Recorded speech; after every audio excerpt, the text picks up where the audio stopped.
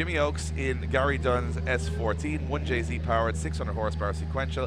He goes up against a very US setup, LS3 V8 from Dan Moorhead. So we've got the American with the Japanese engine and the Irish guy with the American engine, and we're going to send two S14s that are very different into the first battle of our top 16 last chance. So remember, only 3 people get through. Dan, a last minute choice when we had a car breakdown, so he's jump in the car and go. This was the car Grant was originally driving, but now Grant driving the Drift Games 350Z. Jimmy Oakes in the lead, and Dan, Jimmy's been looking pretty strong. I think he's got even more pace in this one, but Dan knows this track like the back of his hand. This is going to be an interesting game of chess in our first battle. Very excited about this one. Jimmy absolutely been ripping all weekend in a borrowed car, so this should be exciting. This is our first battle of this last chance qualifier top 16, and Jimmy Oakes coming in with all the pace. Dan doing everything he can to keep up. Transition timing's a little bit wonky there. I think both drivers going off the backside of the track. There is chaos happening right now in our first battle of this top 16. Not sure what to think of that. We're gonna have to swap these guys and find out. Well, it looked to me like Dan Moorhead losing some ground on that first corner. Dan, he had to try and do a huge transition with very little slowing down. And at that point, Jimmy was sort of edging towards the edge of the track as well. So that's what happens when one person goes too fast and one goes too slow at the same time. We get that little moment. Yep. But they both got through it. Both cars survived and both cars finished the run. Well, this is going to be a very interesting.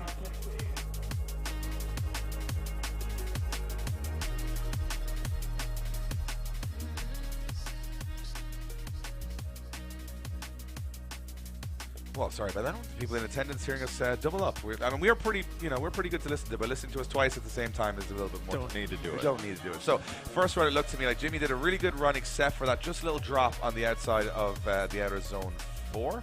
And then Dan coming in hot, probably a little too hot. Didn't expect Jimmy to be slowing up, but it looks to me like they both made errors there, and it's going to be an interesting one for the judges to decipher. And now they got to turn around and do it again. Let's get a clean run this time. Yeah, so it looks to me like both guys doing a good job, but it just didn't. It was, you know what? It was like there was 2 independent runs happening there, Dan. It wasn't like a lot going on. Look, smiles all around. They're having a blast in those cars, and why wouldn't you? in that first entry, if you see it from their perspective, and I've driven this track so many times, you are looking at the very top of the grandstand. That's all you can see when you're coming into the first corner. You go up over a crest, and then you pull the handbrake, and you hope that you're pointed in the right direction. And then all you can see. So when you're looking at that corner, you think they can see everything. The opposite from inside the car. Here we go through the gears into the first corner. Dan Moorhead leading in Jimmy Oakes. Jimmy Oakes getting aggressive here on the entry. Oh, dirt dropping right off the get-go. This time coming in with a little bit more speed. Jimmy's following his line pretty well, even going through that off-road section. Not what the judges are looking for, but just a deduction. And here we go around the last outer, up on those walls. Jimmy not being where he needs to be towards the back of the car. They don't want to be up in the front of the car. You want to see them tandeming towards the back of the car. A better run, though. It's nice to see them actually complete a lap. Well, I'll tell you one thing. It looked to me like there was Dan went way too hot into that first corner. He was washed off, and it kind of chewed up the angle on Jimmy. And Jimmy, I think, for me, over the 2 runs, looking a little bit more consistent. Dan making some mistakes on both the lead and the chase. Jimmy only making a slight error on his lead. So let's see which way the judges are going to go at the end of this one. But before we get both of these guys out of the car, we might do something a little bit more before we get a decision from our judges. And they're having a little deliberation. Dan, we have some special news for everybody here in the audience. And what is that? It is a very special person's birthday and another special person's birthday this weekend. Twin birthdays. Jimmy Oakes, it's his birthday today, ladies and gentlemen. Give him a big round of applause. Jimmy Oakes, happy birthday, bud. And where is Larry Chen out here? Have we got Larry Where's Chen Larry? out on track? Well, Larry Chen's birthday also. We want to bring him down in front of the grandstand. So we got Larry and we got Jimmy.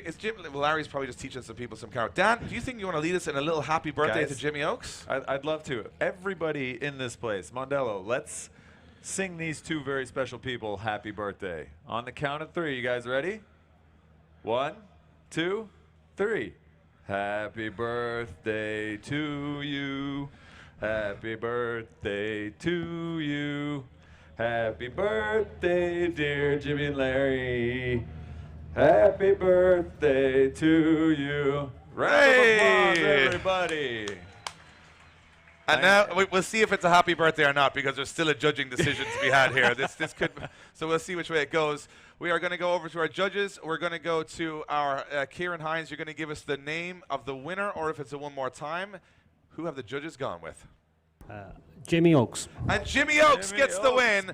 Jimmy on. Oakes gets the win, moves on to the top 8 in the last chance, top 16. Dan Moorhead bows out. And I'm going to throw back to you, Kevin.